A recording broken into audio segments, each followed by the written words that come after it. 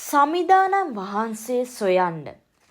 අද පළවන දේව ප්‍රකාශනය අරන් තියෙන්නේ ශෙපනියා පොතෙන්ය. කෙසේද දෙවිදුන් සොයන්නේ? ධර්මිෂ්ඨකම හා බැහැපත්කම තුලින්. ධර්මිෂ්ඨකම යනු දෙවියන් කෙරෙහි තිබෙන ඇදහිල්ල අනුව අප කරන දෙවියන් ප්‍රසන්න ක්‍රියාවකි.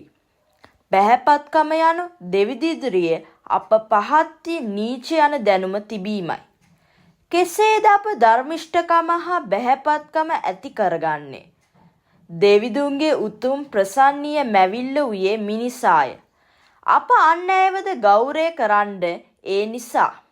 මන්ද සෑම කෙනෙක්ම මවා ඇත්තේ දෙවිදුන්ගේ ස්වරූපයට අනුවය. ඒ නිසා අප අනෙකා ඉදිරියේ සෑම විට බැහැපත්කමින් සිටීම අවශ්‍ය. ඒ වගේම අප අනෙකාට හැකි පමණින් උදව් විය යුතුය. ඒ මුදලින් අවශ්‍ය නොවේ. අපගේ පුංචි ක්‍රියාකාරකම් වලින් උදව් වෙන්න පුළුවන්. දෙවන දේව ප්‍රකාශය පිළිඹු කරන්නේ දෙවිදුන් අප දකින විදිය නොවේ සිතන්නේ. බලන්න අද වත්මන් සමාජය අප උසස් කරන දේ කවදාරි දවසක පහත් වෙයි. ඒ වගේම ඒක අනිත් පැත්ත වෙයි. දුර්වලයි පාපේ වෙලී සිටින අප දෙවිදුන්ගේ කැඳවීමට ආරාධනා කර තිබෙනවා. ශුද්ධ අගස්තුනි මුනිතුමා කෙසේ චරිතයක්ද?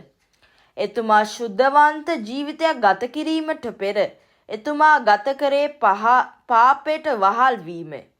ඒත් ඔහුගේ ජීවිතේ කනපිට පෙරුණ එක සිද්ධියකින්.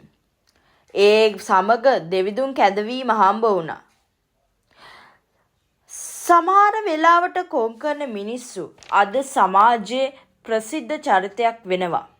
ඒ මොකද අද සුදු අගස්තුනිතුමා වගේ. අපවද මේ අනුගමනය කළ යුතුය.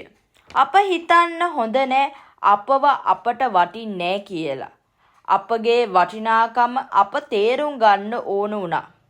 දෙවි සමිදානන් වන අබ්බා පියාණන්ට තේරුණා. ඒ වගේම අප සමග ඉන්න අය ගැන අප සිතන්න හොඳ නෑ දුර්වලයි කියලා.